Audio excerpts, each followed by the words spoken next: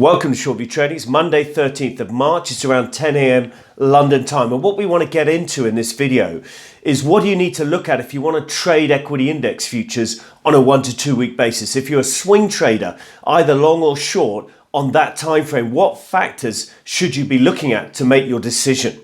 So let's dig in. While it's become a really fast market, and we saw that particularly at the back end of last week, as everyone I'm sure has noticed, there's a bankruptcy in one of the regional banks on Friday, and again a second regional bank over the weekend. And with that, on Thursday and Friday, the market was pushing towards that and anticipating it, with the regional banks selling off fast and contagion picking up and risk aversion spreading across the rest of the US and global equity markets. So a fast market is back. It's bounced overnight on Sunday night in London time, as there was a policy response from policymakers in the States on Sunday evening, US time, whereby they put in place a liquidity backstop to facilitate the banks being able to pay all their depositors back when they ask for their money. So there's been a partial policy response. It's a liquidity response, not a solvency response. And as we record this video now, the market is thinking about and questioning the solvency of some of these banks. So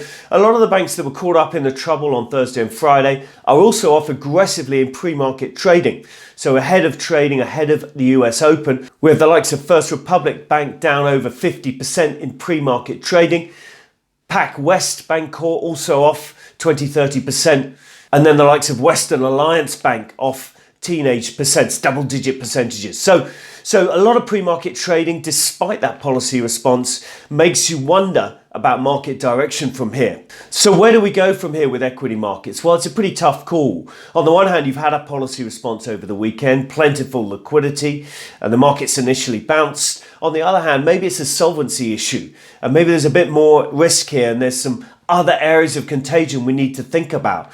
And equally, we've priced out some of the rate hikes through to August. About 40 basis points have come out of the terminal rate in the last 2 or 3 trading sessions. But it's CPI tomorrow. US CPI comes out on Tuesday, and it's perfectly possible that it's worse than expected, higher than expected. And so some of those hikes that have been priced out are going to be priced back in. So there's a lot at work and at play here. And I think the price action early this morning is pretty interesting, because after the initial rally, we faded as at the time of this video and given back quite a bit of that strength. So it's not clear to me that markets want to go up from here, and I think there's still risk that they could go lower. But as I say, it's a tough call. And then, of course, you look at the models. What are the long view, short view, market timing models saying? Well, the short-term 1 to 2 week ones are largely getting to or on to buy, but it's not utterly convincing. Added to which, when you think about medium-term ones, and in really bad down markets, you want medium-term models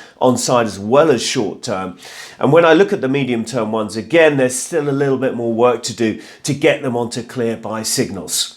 And in fact, you can see that with a couple of charts we're going to put up now. The medium-term scoring system you see in front of you now, at low levels but not at buy.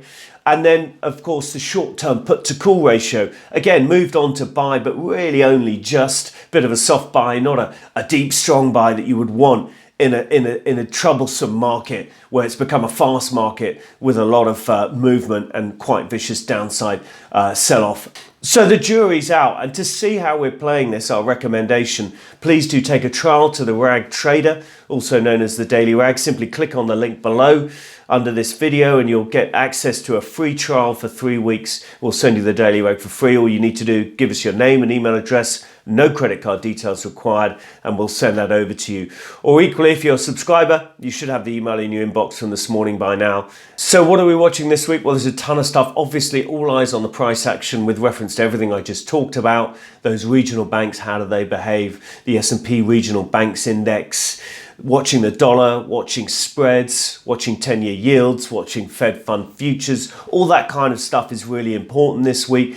Added to that, CPI, of course, on Tuesday out of the States, critical data point. There's also a ton of macro data out of the States later this week. Michigan, sentiment, we've got some housing data, starts permits and 1 or 2 other bits and pieces. So quite a lot out of the US, and then quite a bit of data out of China at the back end of this week. Quite a lot of that coming on Wednesday. In Europe, meanwhile, events are pretty light, except, of course, for the key ECB meeting, which we've got on Thursday around lunchtime in Europe, followed by a decision and then press conference half an hour later, led by Christine Lagarde, of course. So that's it from us. That's your morning market hit for Monday, 13th of March. Thank you for listening. Please do subscribe to these videos. Simply click on the subscribe button or follow us on LinkedIn, Twitter, and or Facebook. Thank you for listening. Stay safe. Trade well.